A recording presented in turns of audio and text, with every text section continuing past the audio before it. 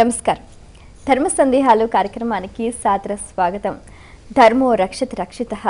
ధర్మాన్ని రక్షిస్తే ఆ ధర్మం మనల్ని రక్షిస్తుంది. మన భారతీయ సంస్కృతి సంప్రదాయాలు ఆచార వ్యవహారాలకి అనుగుణంగా ఒక్కో ప్రాంతాల వారు ఎన్నో రకాల ధర్మాల్ని ఆచరిస్తూ ఉంటారు. అయితే అవి పాటించే సమయంలో చాలా రకాల సందేహాలు కలుగుతూ ఉంటాయి, సహజమే. మరి ప్రేక్షకులకు సందేహాలు కలిగినప్పుడల్లా ఎంతో శ్రద్ధగా మా ఈ కార్యక్రమానికి ఉత్తరాల ద్వారా, ఈమెయిల్స్ ద్వారా రాసి పంపిస్తున్నారు. వారన్నిటికీ శాస్త్రీయ సమాధానాలు అందించడానికి మన ముందున్నారు తెలుగు, సంస్కృతం, ఆంగ్ల భాష అనువాదకులు, ప్రముఖ రచయిత, ఆధ్యాత్మికవేత్త, లలిత సహస్రనామ ప్రవచకులు, అలాగే రామాయణ ప్రవచనానికి పర్యాయపదంగా నిలిచిన వారు, మీ అందరికీ సుపరిచితులైన డాక్టర్ మైలవరపు శ్రీనివాసరావు గారు. వారితో మాట్లాడి మరిన్ని విషయాలు వారి మాటలో తెలుసుకుందాం. ఈనాటి కార్యక్రమాన్ని ప్రారంభిద్దాం. నమస్కారం అండి. నమస్కారం.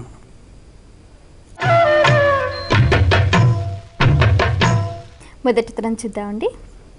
ఈమెయిల్ ద్వారా రామకృష్ణ రాస్తున్నారు. సుమంగళిగా మరణించిన వారి మంగళసూత్రాలు ఏం చేయాలి తెలియజేయగలరు అంటూ రాస్తున్నారు.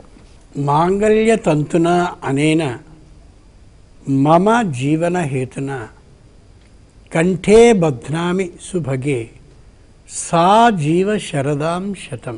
ఇది శ్లోకం, మంత్రం కాదు.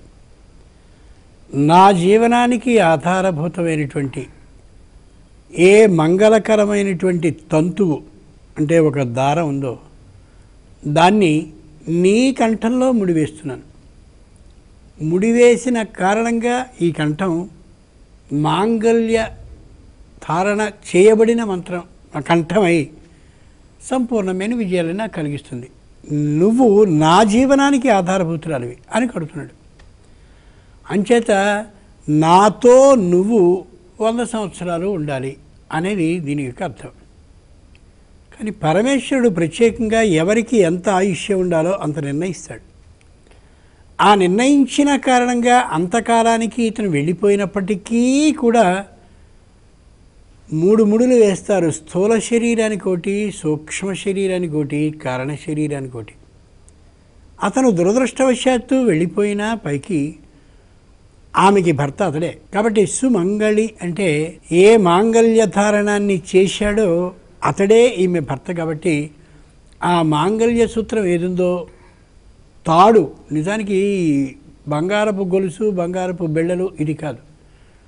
ఆ ఉన్నటువంటి మాంగళ్య తంతువేదో దాన్ని అలాగే ఉంచాలి తప్ప మరెవరికి ఇయ్యనేకూడదు.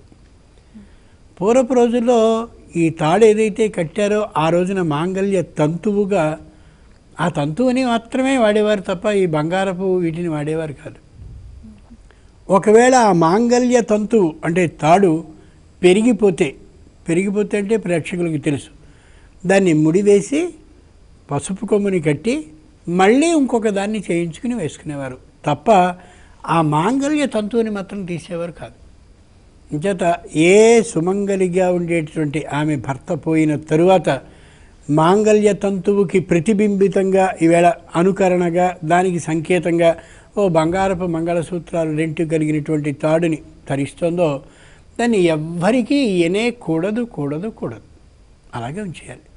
తన భర్త అక్కడున్నాడని ఎందుకు సంకేతంగా, తన భర్త ఎదుట తాను నిరంతరం జీవిస్తున్నాను అనడానికి సంకేతంగా దాన్ని ఉంచాలి తప్ప దాన్ని ఎవ్వరికీ ఇయనే కూడదు.